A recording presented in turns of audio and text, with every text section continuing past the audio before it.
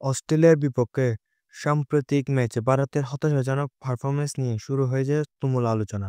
রোহিত শর্মার অধিনায়কত্ব কি এই ব্যর্থতার আসল কারণ? কিংবদন্তি ক্রিকেটাররা যেসব কঠিন প্রশ্ন তুলেছেন তা আপনাকে হতবাক করে দিবে। অ্যাডিলেডে অস্ট্রেলিয়ার বিরুদ্ধে ভারত তাদের ফর্মে থাকা প্রতিপক্ষদের সামনে চাপে পড়ে যায়। ভারতীয় বোলাররা তাদের সাড়া দিতে পারেননি।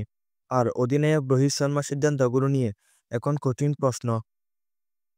ফিল্ডিং সেটআপ থেকে শুরু করে আক্রমণাত্মক কৌশলের অভাব সবাই আঙ্গুল তোলার কারণ হয়ে দাঁড়িয়েছে।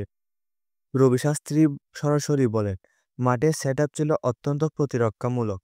এটা স্পষ্ট দল উইকেট নেওয়ার বদলে সীমান্ত রক্ষা করতে বেশি মনোযোগ দিয়েছে।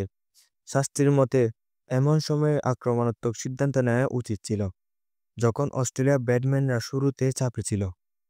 ইংল্যান্ডে ইংল্যান্ডের প্রাক্তন অধিনায়ক মাইকেল বন ভারতের বোলিং কৌশল নিয়ে তীব্র সমালোচনা করেন। তিনি বলেন, ট্রাভিস হেডের মতো বিধ্বংসী ব্যাটসম্যানের জন্য টেকসই কৌশলের অভাব ছিল স্পষ্ট। ভারত পরিকল্পনা অসঙ্গতিগুলো আরও বেশি প্রকাশ পেয়েছে যখন তারা একাধিক সুযোগ হাতছাড়া করেছে। অন্যদিকে ডেভিড বুন মনে করেন, ভারতের প্রয়োজন ছিল আরও সাহসী বোলিং কৌশল। তিনি বলেন, স্টিভ থিম ও ট্রাভিস হেডকে আউট করতে শর্ট বলের উচিত ছিল, তবে দল সেই সুযোগগুলো কাজে লাগাতে পারেনি। এই বিশেষজ্ঞদের মতে ভারতের পরাজয়ের বড় কারণ ছিল অধিনায়ক রোহিত শর্মার আগ্রাসনের অভাব।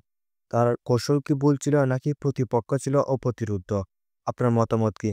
মন্তব্য করে জানান। এবং ক্রিকেট সংক্রান্ত আরও বিশ্লেষণ পেতে আমাদের সঙ্গে থাকুন।